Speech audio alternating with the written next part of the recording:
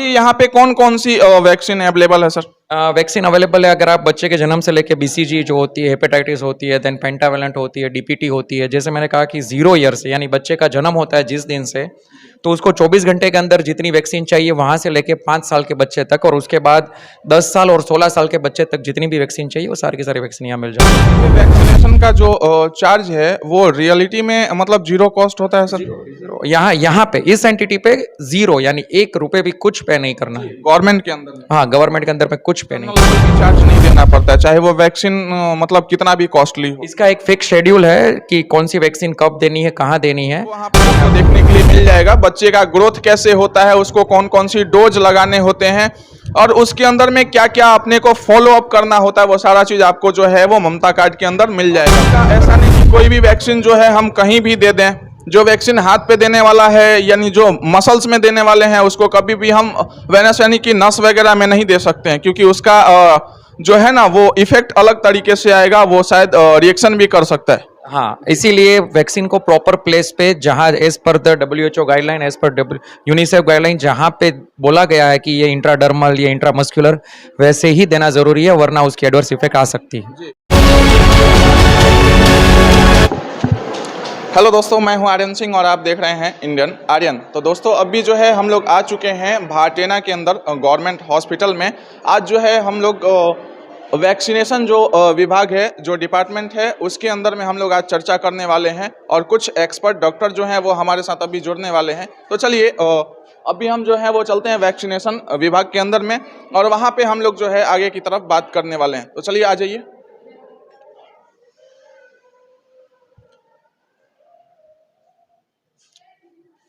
Hello sir, good morning. Good morning. सबसे पहले तो आप अपना नाम बता दें। मेरा नाम धवल डाबी है। मैं यहाँ पे वैक्सीन कोल्ड चेन हैंडलर हूँ, VCCH जिसको बोलते हैं, और पूरा वैक्सीन का डिपार्टमेंट है वो मेरे अंडर में आता है जी। ये एरिया और कौन से जगह पे ये हॉस्पिटल पड़ता है? ये सूरत के लिम्बायत जोन में भाटेना एरिया में, ये CHC जिसको बोलते हैं, CHC एंड हॉस्पिटल। चलिए, तो अब भी हम लोग वैक्सीनेशन टॉपिक पे चर्चा करने वाले हैं। चलिए ठीक है, थोड़ा सा आप हमारा सपोर्ट करें। यहाँ पे भाटेना में बच्चे 0 ईयर से, यानी जब बच्चा पैदा होता है वहाँ से लेके 5 साल के बच्चे तक सारी की सारी vaccination as per the WHO, जो जिसको वर्ल्ड हेल्थ ऑर्गेनाइजेशन बोलते हैं, एज पर WHO गाइडेंस सारी की सारी वैक्सीन दी जाती है।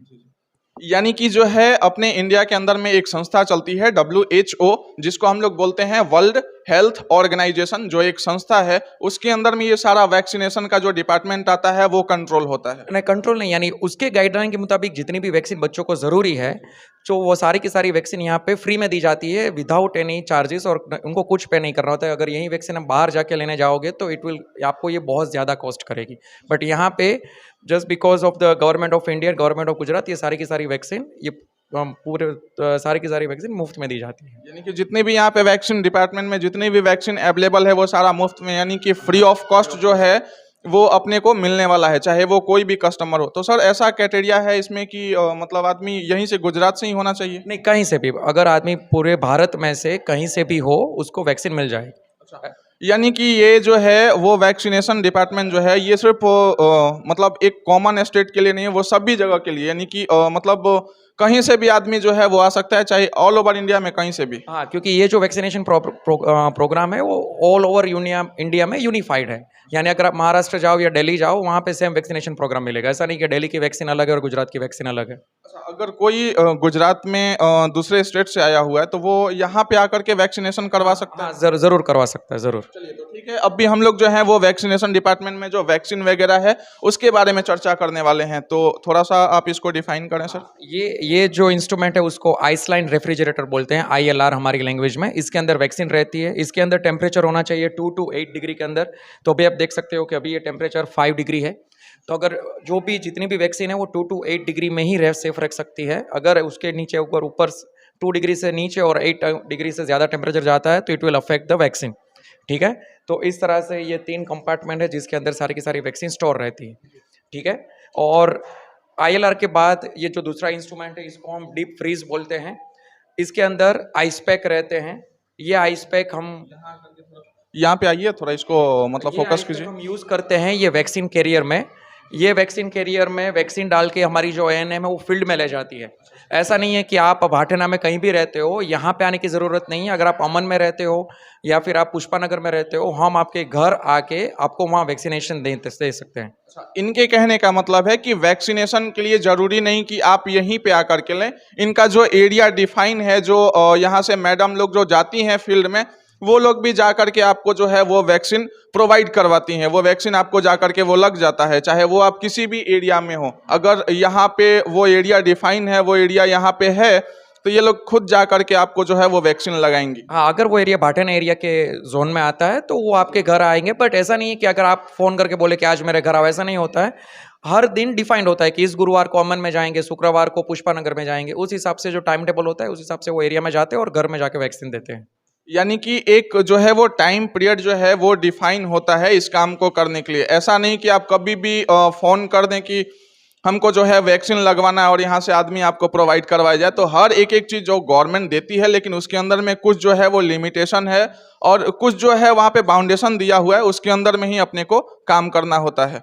चलिए, तो इसमें सबसे पहले थोड़ा सा इस मशीन के बारे में हम लोग जान लें सर। तो इस मशीन और ये सब जो ये जो इंस्ट्रूमेंट है, ये डायरेक्टली इंटरनेट के साथ कनेक्टेड होता है और मेरे फ़ोन में एक इविन करके एप्लीकेशन है। अगर इस मशीन का टेम्परेचर 2 to 8 डिग्री से फ्लैक्चुएट होता है, जैसे 2 से कम हो गया, 8 से ज़्यादा हो गया, तो तुरंत मेरे मोबाइल के ऊपर मैसेज आ जाएगा कि आपके मशीन का टेम्परेचर ज़्यादा या कम हो रहा है। तो अगर मैं यहाँ पे नहीं हूँ तो यहाँ पे ऑन ड्यूटी जो भी स्टाफ है उससे मैं ये मैनेज करवा सकता हूँ, जस्ट बिकॉज ऑफ दिस। इसको टेम्परेचर लॉगर बोलते हैं, इंटरनेट के साथ कनेक्टेड रहता है। और ये गवर्नमेंट ऑफ गुजरात ने हम लोगों को एक फ़ोन भी दिया है जिसमें हमें सारी अपडेट मिलती रहती है रिगार्डिंग द मशीन्स। यानी कि एक पर्सनल आप लोग को फोन मिलता है इस सिस्टम को कंट्रोल करने के लिए। देखिए, सबसे पहला बात इसमें ये आ रहा है कि इसमें दो टेम्परेचर को डिफाइन किया गया है। पहला 2 डिग्री यानी कि 2 डिग्री और दूसरा जो है वो 8 डिग्री। जो इनिशिएशन है वो 2 डिग्री वाला है और जो लास्ट पिकअप पॉइंट है वो 8 डिग्री का है। अगर इन दोनों के बीच में अगर कभी भी टेम्परेचर जो है वो 2 डिग्री से नीचे आता है, चाहे 8 डिग्री से अगर ऊपर जाता है टेम्परेचर, क्योंकि स्टोरेज जो है इसका लिमिटेशन इसी दोनों के बीच का है। अगर इन दोनों में से वोल्टेज टेम्परेचर जो है डिग्री सेल्सियस में आप यहाँ पे देख सकते हैं। हालांकि जो टेम्परेचर है वो 2 चीज़ों में बांटा जाता है, फ़ारेनहाइट और दूसरा जो है डिग्री सेल्सियस। यहाँ पे जो है टेम्परेचर डिग्री सेल्सियस में डिफाइन किया गया है, जो 2 डिग्री से लेकर के 8 डिग्री तक के बीच का है। अगर इन दोनों में थोड़ा सा भी डिफरेंस आता है, जो लो वाला टेम्परेचर है अगर 2 से कम जाए, चाहे जो हाई वाला टेम्परेचर है अगर वो 8 यानी कि 8 से ऊपर जाए, तो तुरंत जो है इन लोगों को मैसेज मोबाइल पे जाना शुरू हो जाता है। उसका जो पीछे का कारण है वो ये है, इवन सिस्टम इसको बोलते हैं। आप थोड़ा सा इस पे फोकस कीजिए। यहाँ पे देखिए, सेम उसी कंपनी का ये भी मशीन है और ये भी जो है वो, ये दोनों एक साथ में जो है वो काम करते हैं। ये मशीन जो है वो इसके साथ ऑटो कनेक्ट रहता है, जो कि इंटरनेट द्वारा ये काम करता है। इस मशीन का अगर हम नाम देखें तो इलेक्ट्रॉनिक वैक्सीन इंटेलिजेंस नेटवर्क। इस मशीन का जो इविन का फुल फॉर्म है ये यहाँ पे आपको देखने के लिए मिल रहा है।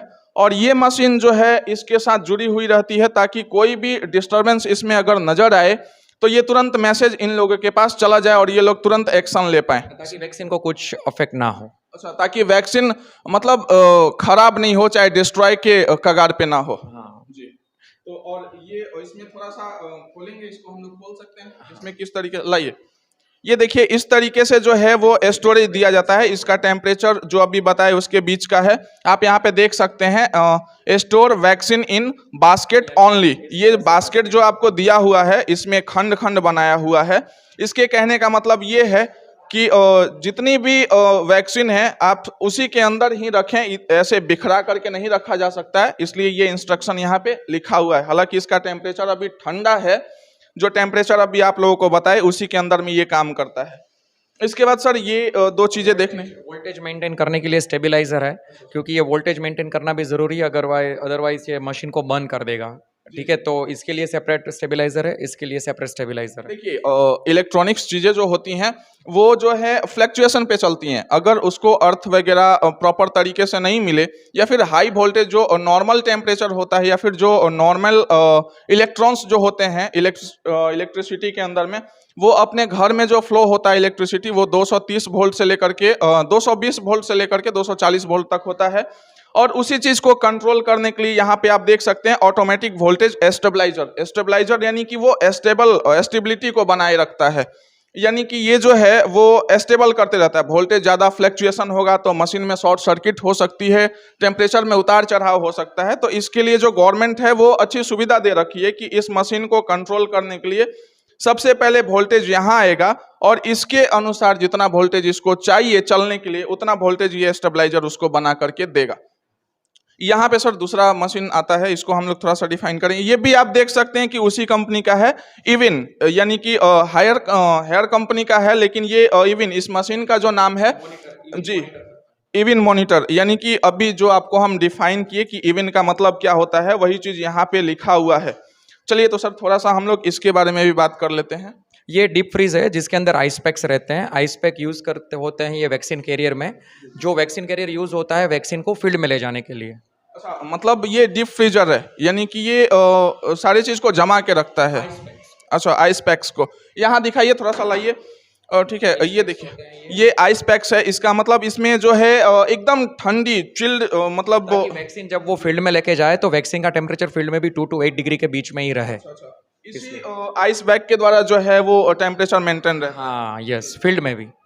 जो आप यहाँ पे डब्बा देख सकते हैं, जैसे आप लोग देखे होंगे कि बहुत सारी जो आशाएं लोग होती हैं वो ऐसे डब्बे को लेकर के फील्ड में आती हैं, तो उसके अंदर में भी उसी तरीके से रखा हुआ रहता है। वही आइस पैक जो होता है वो उसमें रखा हुआ रहता है ताकि वो जो टेम्परेचर हो, मेडिसिन वैक्सीन जो भी उसमें रखा हुआ है उसके टेम्परेचर को मेंटेन करने के लिए इस चीज़ का यूज किया जाता है।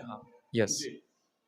अभी थोड़ा सा और कुछ भी इधर अगर हो, जैसे ये इलेक्ट्रिसिटी का कनेक्शन है सर। ये इन्वर्टर है। इन्वर्टर, अगर बाई चांस इलेक्ट्रिसिटी जाती है तो वैक्सीन को कंटिन्यूस पावर सप्लाई मिलता रहा, इसलिए इन्वर्टर रखा है। तो अभी यहाँ पे कौन कौन सी वैक्सीन अवेलेबल है सर? वैक्सीन अवेलेबल है अगर आप बच्चे के जन्म से लेके BCG जो होती है, हेपेटाइटिस होती है, देन पेंटावेलेंट होती है, DPT होती है। जैसे मैंने कहा कि 0 ईयर से, यानी बच्चे का जन्म होता है जिस दिन से, तो उसको 24 घंटे के अंदर जितनी वैक्सीन चाहिए वहाँ से लेके 5 साल के बच्चे तक, और उसके बाद 10 साल और 16 साल के बच्चे तक जितनी भी वैक्सीन चाहिए वो सारी की सारी वैक्सीन यहाँ मिल जाती है। तो ये वैक्सीनेशन का जो चार्ज है वो रियलिटी में मतलब 0 कॉस्ट होता है सर? यहाँ पे इस एंटिटी पे 0, यानी 1 रुपए भी कुछ पे नहीं करना है गवर्नमेंट के अंदर? हाँ, गवर्नमेंट के अंदर में कुछ पे नहीं करना। मतलब एक्सटर्नल कोई भी चार्ज नहीं देना पड़ता है, चाहे वो वैक्सीन मतलब कितना भी कॉस्टली हो? इसका एक फिक्स शेड्यूल है कि कौन सी वैक्सीन कब देनी है, कहाँ देनी है, वो मैं आपको दिखाता हूँ कहाँ। वो अब भी हम लोग जो शेड्यूल है, यानी कि जो भी इनका चार्ट बना हुआ है वो अभी हम लोग देखने वाले हैं कि उसके अंदर में किस तरीके से उसको डिफाइन किया गया है। चलिए हम लोग चलते हैं आगे की तरफ।